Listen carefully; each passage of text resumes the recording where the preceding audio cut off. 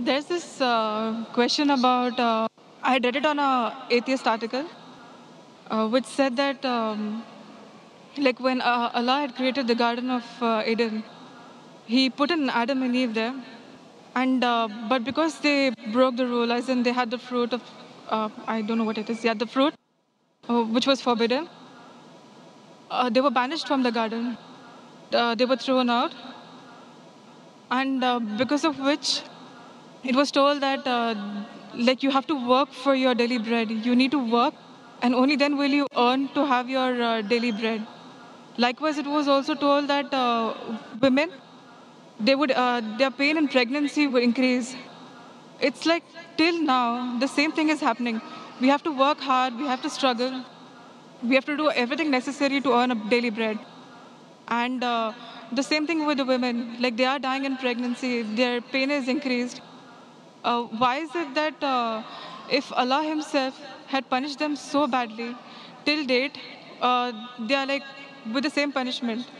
How is it that it is an example for others to forgive other people when Allah Himself has not forgiven? Or guide me right. Sisters asked a very good question. She rightly said that what you're quoting, sister, is about the Bible.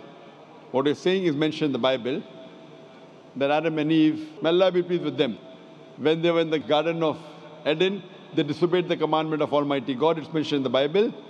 And it's mentioned in Genesis chapter number 3, verse number 23, that Almighty God punished them and He threw them out of the garden. And Almighty God says in Genesis chapter 3, verse number 16, that you women, because you have disobeyed God, you shall give birth to children in pain, and your desire shall be that of the husband. So according to the Bible, pregnancy is a curse on the woman. This is what you're quoting is the Bible. And I agree with you that how can God not forgive? In Christianity, the full blame in the Bible is put on the woman, Eve. May Allah be pleased with her. In Quran, if you read, there is not a single place in the Quran where the blame is put only on Eve.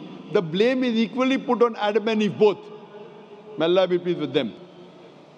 If you read in the Quran, it's mentioned in Surah Araf, chapter number 7, verse number 19 to 27, that Adam and Eve, may Allah be pleased with them, both of them, they disobeyed God. Both of them, they repented, and both were forgiven.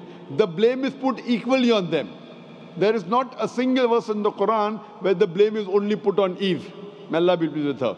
But there is a verse in the Quran in Surah Taha, chapter number 20, verse number 121, which says that Adam, peace be upon him, he disobeyed God. So there is one verse which speaks only about Adam, peace be upon him, but as a whole, if you analyze, the Quran puts the blame on both of them, Adam and Eve, both of them. May Allah be pleased with them.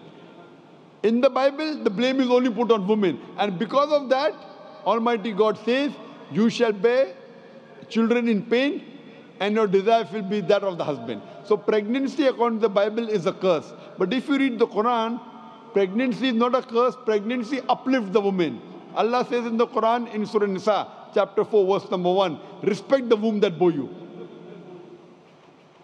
Furthermore, Quran says in Surah Luqman, chapter number 31, verse number 14, and Surah Ahqaf, chapter number 46, verse number 15, that we have enjoined on the human beings to be kind to the parents. In travail upon travail did the mother bore you, and in pain did she give you birth. So here we realize that the Quran says that we have to respect your parents, especially your mother.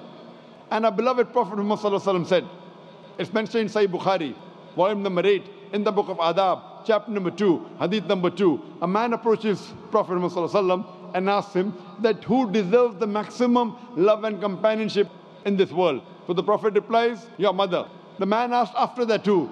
The Prophet again says your mother. The man asked after that too. Again the Prophet says your mother. The man asked after that too. Then for the fourth time the Prophet says your father.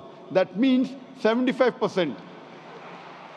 3/4 of the love and companionship goes to your mother. 25%. 1/4 goes to the father. In short, mother gets the gold medal, she gets the silver medal as well as the bronze medal. The father has to be satisfied with a mere consolation prize. So these are the teachings of Islam In Islam, pregnancy uplifts the woman. And I agree with you, once Almighty God has forgiven the human beings, how can you keep on punishing them? So this is the difference between Islam and Christianity, sister. So are you convinced with the answer? Yes, definitely. Do you want to accept Islam now? Yes. Do you believe that there is one God? Yes, I do. Do you believe Jesus is God? No. Do you believe Prophet Muhammad, peace be upon him, is the last and final messenger? Yes, I do. Is anyone forcing you to accept Islam? No. Are you doing out of your own free will? Yes. Are you doing out of your own conviction? Yes. Is there anyone giving you a bribe? No. What do you- Inshallah, so it's in Arabic and you can repeat it. Okay. Ashhadu Ashhadu Allah Allah ilaha ilaha illallah illallah wa ashhadu wa ashhadu anna anna Muhammadan Muhammadan abduhu abduhu wa rasuluhu. wa rasuluhu. I bear witness. I bear witness I bear witness that that there is no God there is no God but Allah, but Allah, and I bear witness and I bear witness that that Prophet Muhammad Prophet Muhammad is is the messenger the messenger and servant of Allah. and servant of Allah. MashaAllah. You are a Muslim, and I pray to Allah subhanahu wa ta'ala that to guide you and help you guide your family members also, and to give you the best in this world as well as in the next life. And inshallah grant you Jannah.